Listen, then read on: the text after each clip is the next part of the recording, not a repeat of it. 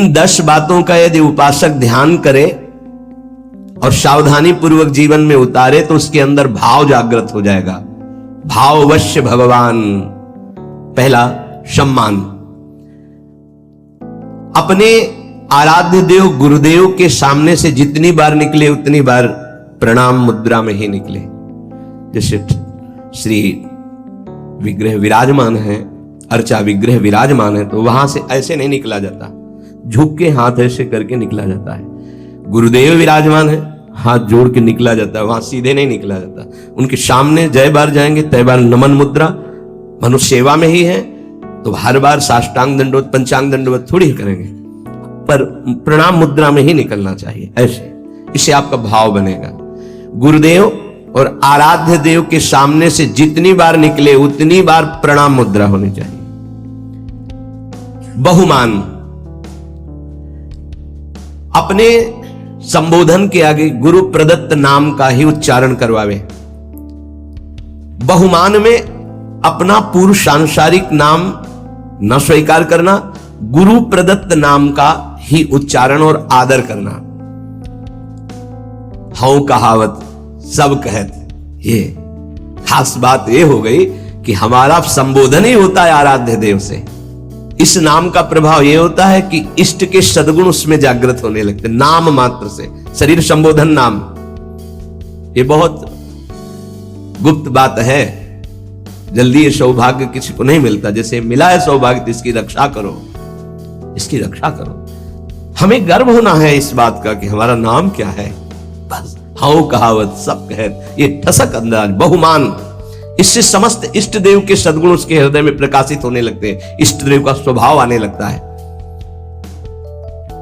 दूसरा, कोई अपने इष्ट देव का नाम बहुमान, कोई इष्ट देव का नाम एकदम आश्चर्यचकित आनंदित होकर उसकी तरफ देखना। राधा राधा राधा राधा, श्री हरिवंश श्री हरिवंश श्री हरिवंश श्री हरिवंश। वो एक बार बोला, कई बार बोलकर उसके सामने हाथ जोड़ के झुक के खड़े, श्री हरिवंश। आपने आराध्य, अंदर प्रसन्नता, बहुमान, आराध्य देव का नाम उच्चारण किया, राधा राधा राधा श्री हरि, खड़े हो गए।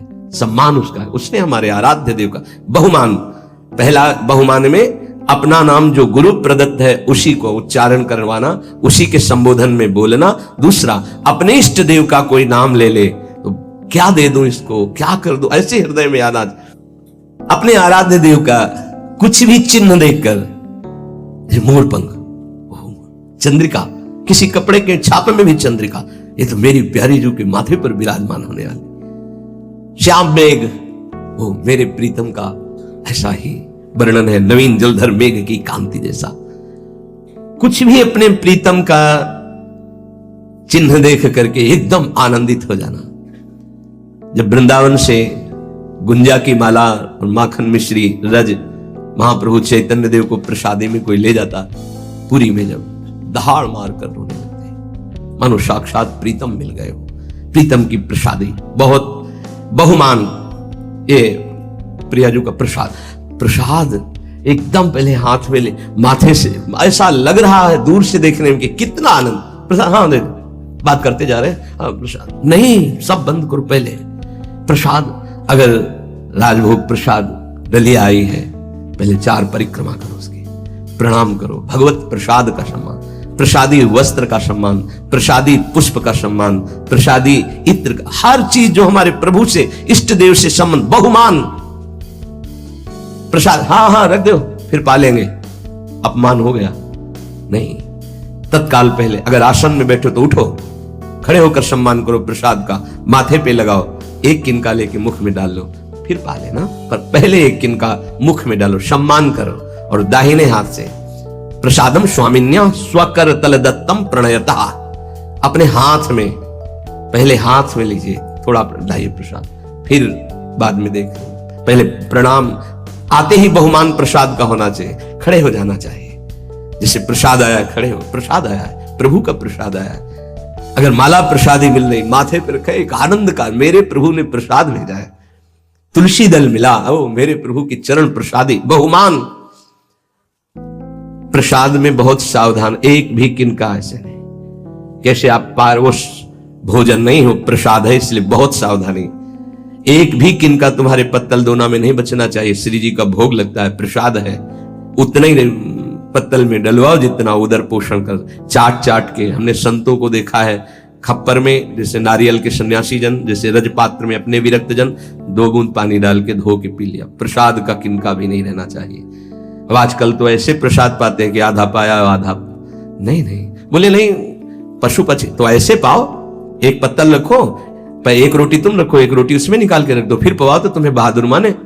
ऐसे नहीं, और जीव पाएंगे तो बड़ी दया है, तो आधी रोटी आप पालो, शेष पहले निकाल के रख दो, फिर हाथ धो के आचमन करके सम्मान से पवाओ जाके। उच्छिष्ट करके फेंकना ये अपराध माना जाता है। प्रसाद उतना ही प्रसाद लो जितना आप चाट कर पत्तल पा जाओ। 1-2 बूंद पानी डाल के दोना पी गए। प्रसाद की जितनी महिमा आपको कैसे बताएं। प्रसाद में राधा वल्लभ लाल जी की खिचड़ी का प्रसाद सुबह सबको बंटता है, पीछे जब झांकियां आदि हो, संयोग वशात झांकी दर्शन में ऐसा भाव है कि खड़े रहे वही मंदिर, फिर एकदम ध्यान आया कि खिचड़ी प्रसाद नए उस समय कोई परिचय किसी से ज्यादा। पीछे गए तो बोले प्रसाद तो बट गया। तो जहां प्रसाद बटा था वहां 8-10 दाने से एक दाना बीन करके जब उसको पाया, फिर दोबारा दर्शन करने गए तो कुछ और ही भाव। प्रसाद को जितना भाव से लेंगे उतना ही आपके अंदर भाव बढ़ेगा। चरणामृत, मेरे प्रभु का स्नान कराया हुआ चरणामृत बड़े भाव से, अगर वस्त्र कोई रुमाल या ऐसे जरूर लगा ले। चरणामृत लेने में ऐसे जरूर लगा, ये वैष्णव पद्धति है। ऐसे लिया और वो कहीं ऐसे टपक के तुम्हारे पैरों में पड़ा, ऐसे नहीं, जब ऐसे चरणामृत ऐसे लेकर। तीसरा है प्रीति, जो हम नाम जप करते हैं, जो गुरुदेव ने दिया है नाम, उसमें अपार प्रीति होनी चाहिए। आज तक का अनुभव कि सबसे कठिन काम है गुरु प्रदत्त नाम और मंत्र को निरंतर चलाना। अरे पता ही नहीं चलता है बकवासी मन कब जो है सरक जाता है, नाम से हट जाता है, फिर एकदम ध्यान करो तब फिर वैसे। देखो साधना में देखो ना, आप लोग तो साधक ही है, कब सरक जाता है। इसको बहुत अच्छा लगता है कि कोई बात करने लगे, किसी तरह समय कटने लगे, क्योंकि जब एकांत होगा साधक तो चढ़ा बैठा रहेगा इसके ऊपर नाम मंत्र, तो ये ऊबता है मन, उसको कुछ चाहिए, प्रपंच चाहिए, तभी बहुत समय हो जाता है, हमारे अंदर कोई दिव्यता नहीं आ पाती है, मंत्र में प्रियता नहीं जागृत हो पाती है।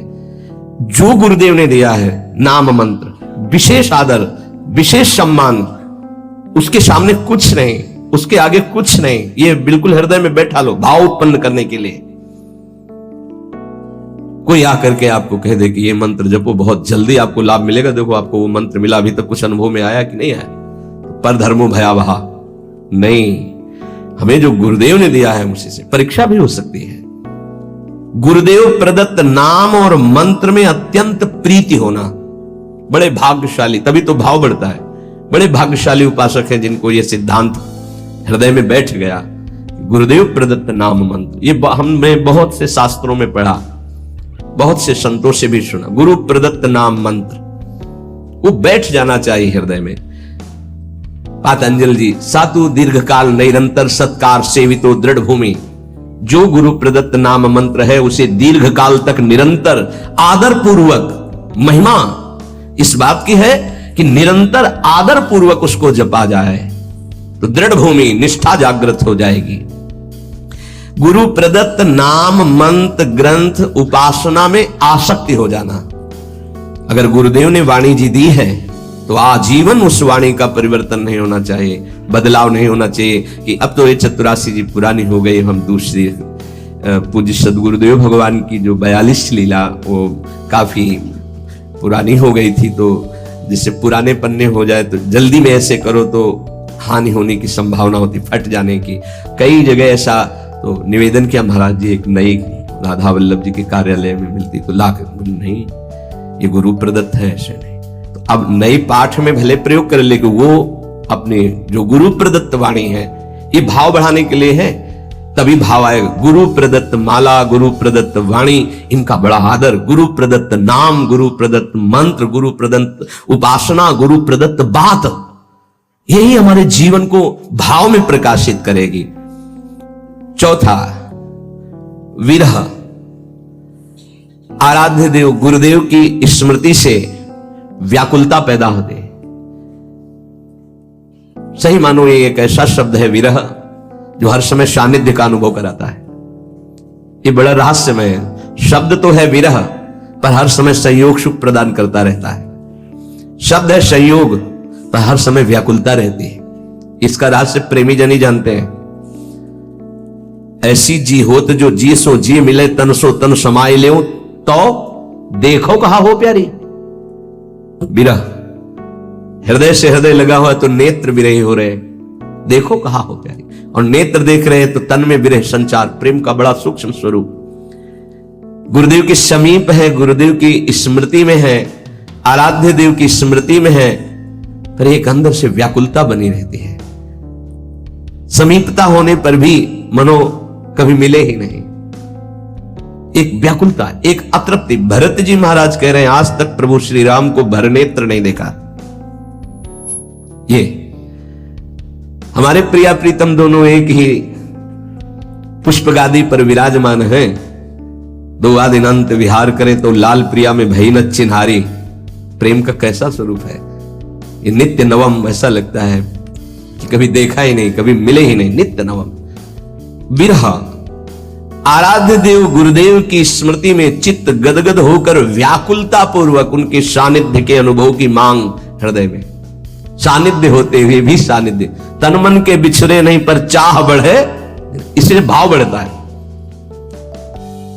अपने आराध्य देव गुरुदेव का सानिध्य मिला हुआ है, पर फिर भी कहीं ऐसा ना हो जाए, कहीं अधिक प्रीति मन भाव संदेह। जब कोई आश्रय नहीं है, कोई साधन बल नहीं है, जो कुछ है सो गुरुदेव है, तो व्याकुलता पैदा होती, फिर वही विरह रूप धारण करता है। आराध्य देव के विरह में तो बड़े भाग्यशाली जन कोई विरले ही होते हैं जो डूबते हैं, लेकिन उससे भी भाग्यशाली जन होते हैं जो गुरुदेव के विरह में, जैसे श्री विठल विपुल देव जी महाराज, श्री सेवक जी महाराज, बड़े बड़े ऐसे महाप्रभु गुरुदेव के विरह। आराध्य देव गुरुदेव के चिंतन में हृदय गदगद है, मिलन की प्रबल आकांक्षा है और सामने वो मिले हुए हैं। इसलिए कह रहे हैं विरह प्रतिपल संयोग का अनुभव कराता है। विरही जब पुकारता है तो सामने होता है जिसको पुकारता है, और संयोगी जब हृदय से लगा होता है तो अंदर से ही होता है, कहीं बिछुड़ न जाए। कभी कभी तो ऐसा अनुभव भी हो जाता है कि बिछुड़ गए। अंक स्थिति पिदयते किमपि प्रलापम हा मोहनेति मधुरम विदधत्य अकस्मात्। गोद में विराजमान होते भी हा मोहन हा, वो क्वासी क्वासी वृषभानु नंदिनी बिलपत विपिन। बड़ा सूक्ष्म विषय। हृदय करुणा से भरता रहे उनकी स्मृति में। ऐसी व्याकुलता प्रेम समाधि प्रदान करती है। आंख खुली हुई बैठा हुआ पर अंदर से खोया, अचानक कोई जी मनु वहां है ही नहीं। अपने आराध्य देव गुरुदेव के प्रति ऐसी विकलता, ऐसा गाढ़ चिंतन। बड़े भाग्यशाली हैं जिनको ये चिंतन प्राप्त हो जाता है। उठते बैठते, खाते पीते, चलते फिरते, मधुर स्मृति आराध्य देव गुरुदेव की। इससे भाव प्रकट होता है। पांचवा इतर विचिकित्सा, ये पांचवा बड़ा जोर का है। अपने इष्ट देव और गुरुदेव के सिवा कभी भी किसी से प्रभावित न होना, ये इतर विचिकित्सा है। इससे भाव की बहुत पुष्टता होती है। ऐसा ही हृदय हो जाता है। अपने आराध्य देव जो गुरुदेव ने दिए हैं और गुरुदेव, इसके सिवा कहीं प्रभावित ना हो जाना, ये उपासक के हृदय की। बार बार हमारे सामने माया फेंकेगी। किसी से प्रभावित ना होने का मतलब आपकी सीधे व्यक्ति पर जा रही होगी दृष्टि, नहीं। केवल व्यक्ति नहीं, किसी वस्तु से, किसी पद से, किसी से भी प्रभावित ना होना, किसी से भी प्रभावित ना होना। ये अनन्य इष्ट निष्ठ में, गुरु निष्ठ में ये होती है इतर विचिकित्सा। उपमन्यु जी का चरित्र जो सुनाया, भगवान शंकर के अनन्य थे, तो भगवान शंकर जब उनके जो मनोभिलाषा थी उसकी पूर्ति के लिए दर्शन देने आए तो शिव रूप में नहीं आए, देवराज इंद्र के रूप में आए। अंबा जी और भगवान शिव एरावत पर बैठे हुए इंद्र और शची के रूप में, हर शिव पार्षद देवता के रूप में। वरम ब्रूहि, वरदान मांगे।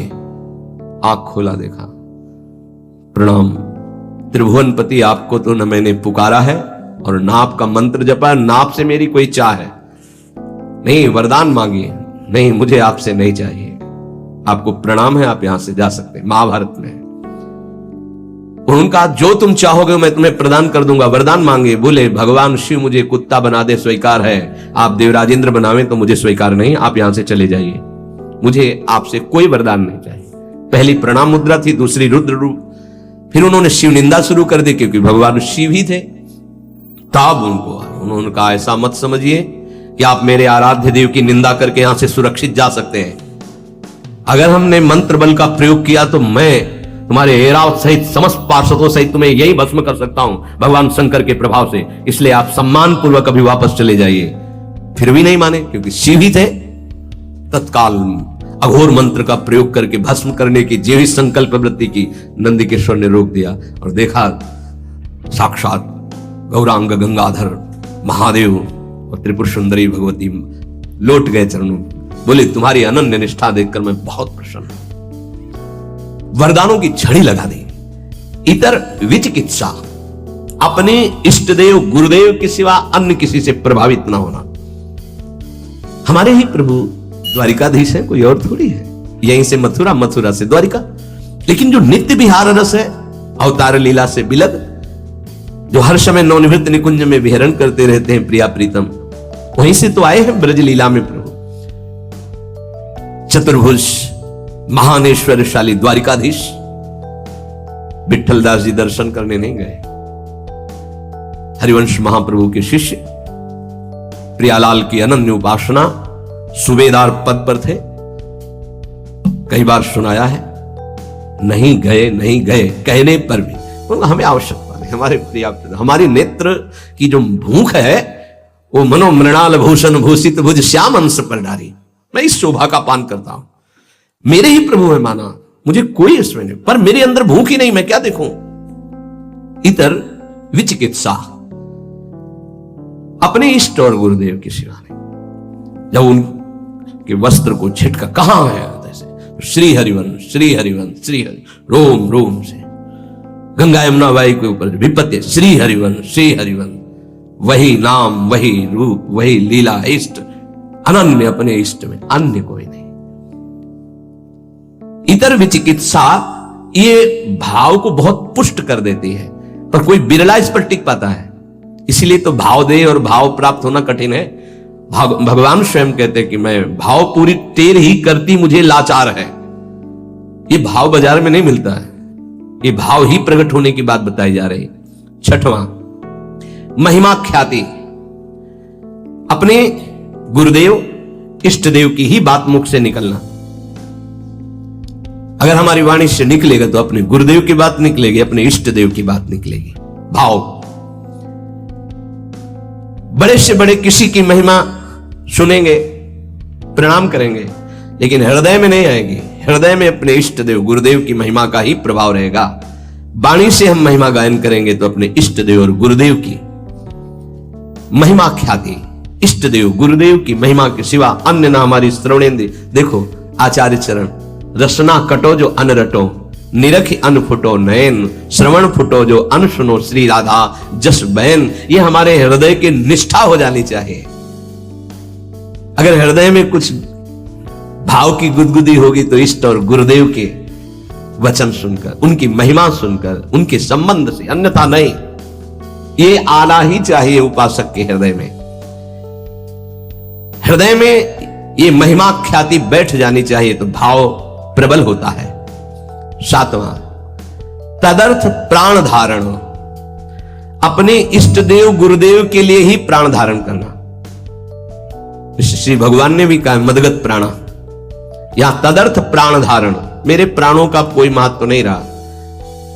मेरे प्राणनाथ के चरणों में प्राण समर्पित हो गए, अब वो अभी चाहे ले ले, वो 10 वर्ष बाद चाहे ले ले, वो जैसे हमारे प्राणों का हमारे लिए अस्तित्व नहीं।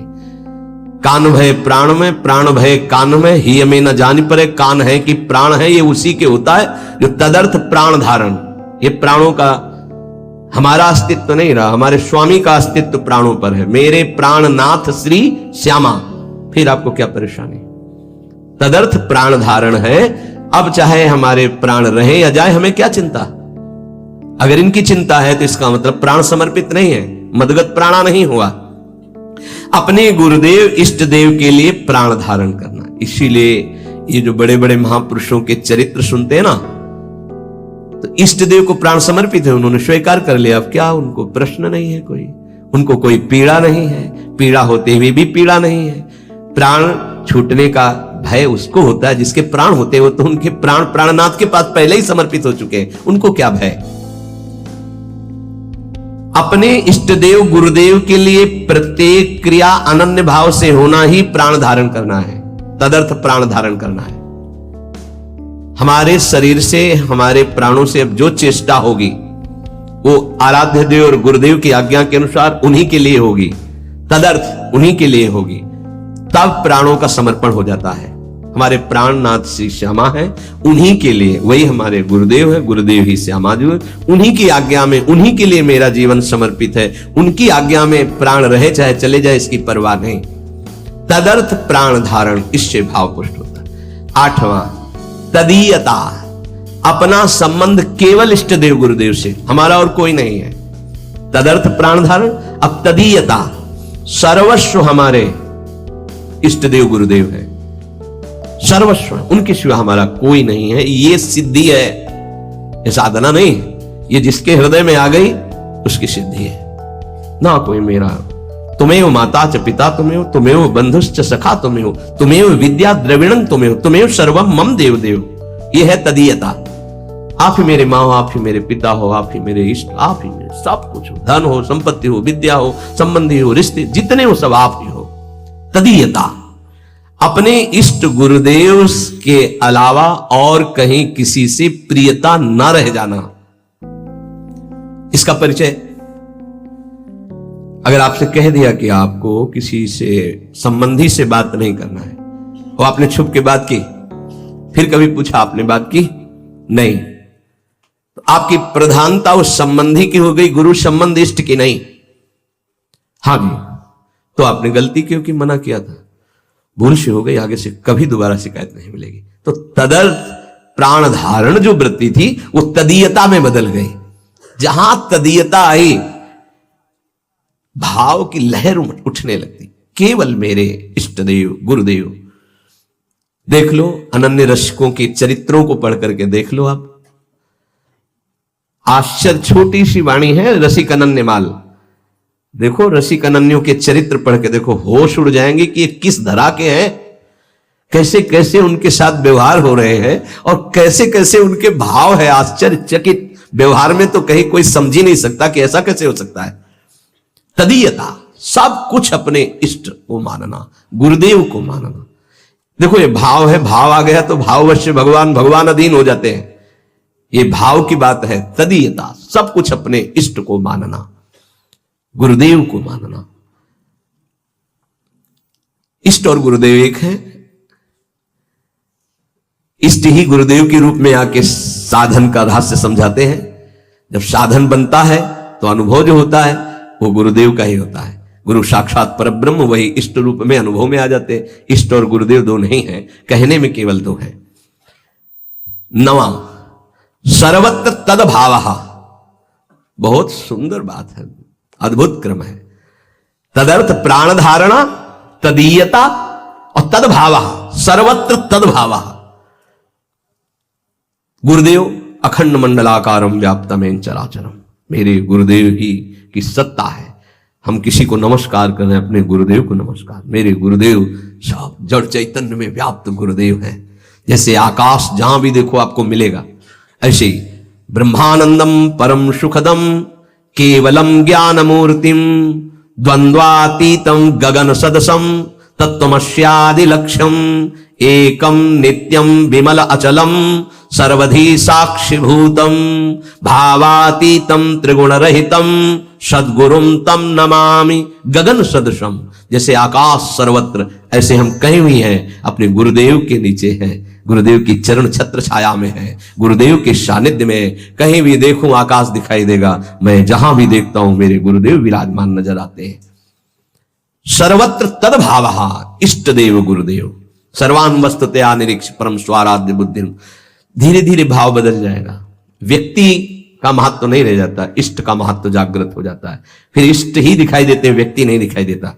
गोपीजन जित देखो तित श्याममय, श्याम ही दिखाई दे रहे हैं। पांच भौतिक शरीर या प्रकृति जनित रचना उनके सामने नहीं, केवल श्याम है। जड़ चैतन्य कछु नहीं दिखत, जित दिखत तित श्याम खड़े।